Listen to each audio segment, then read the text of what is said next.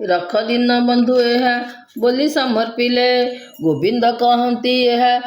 कि करिबु नेई आंभरे अलंकारे प्रयोजन नाही गृहस्थ होइण जेबे भार्यकु तेजई छमासकु भात लुगा देखिण दियई एही अलंकार सबु तुम्भे घेनी जाओ बिकी भांगी करी भात लुगा करुथाओ। लक्ष्मी देवी कहउछंती प्रभु मुख चाही सावधान होई सुण ब्रह्मांड गोसाई मोह तुले आउ जेउ भारी जानिब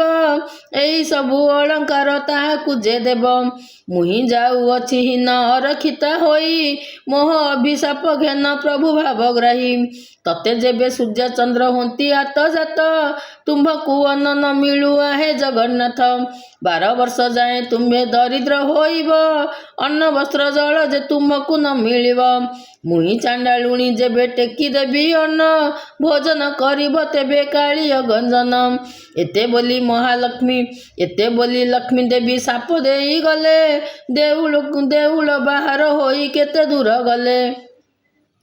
यह देखी दासी माने संगे गोड़ाती दासी को अनाई लक्ष्मी देवी बोलुछंती मुई जाउअछि हीन अलक्षणी होई मोर पछे तुम्भे माने आसुच कि पाई एही परी होई जेबे पिता घर जीवी 4 दिन मात्र करी रही न पारिबी जगन्नाथ प्राण बंधु पिता घर जीवे ताकू देखी पिता मते समर्पण देबे साप देवा फल मोर हेब कारण दरिद्र न होइब प्रभु देव भगवान एते बोली लक्ष्मी देवी मने चिंता कले विश्वकर्मा को जे माए मने सुमरिले वैकुंठपुर रे विश्वकर्मा रही थिला स्मरण मात्र के लक्ष्मी छामुरे मिलिला किस आज्ञा हेउ माते लक्ष्मी महामाई सुनी आज्ञा देले विश्वकर्मा को जे चाही चांडालुणी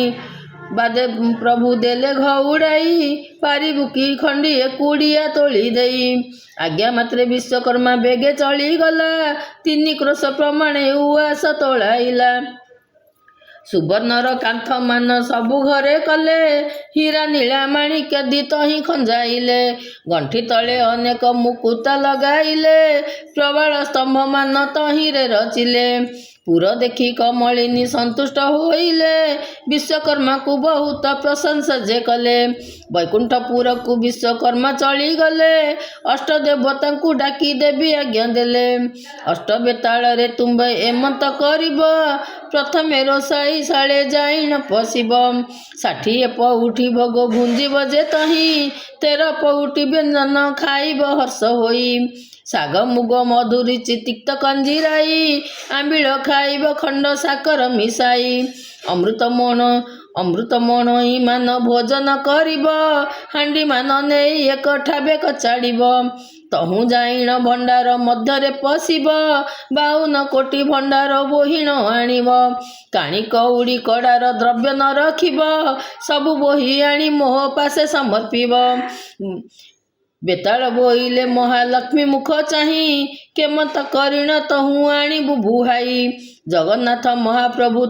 तही चाही थिबे आंभकु देखिण काले पराभव देबे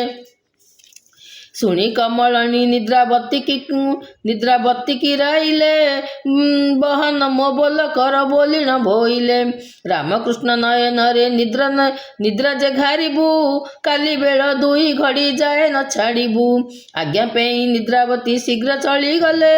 रामकृष्ण नयन रे निद्रा जे घारिले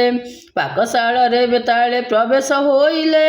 तही थिबा पाक द्रव्य समस्त खाइले हांडी मान सबु एक ठाबे कचाड़िले भंडार घर रे अष्ट बेताल पशिले।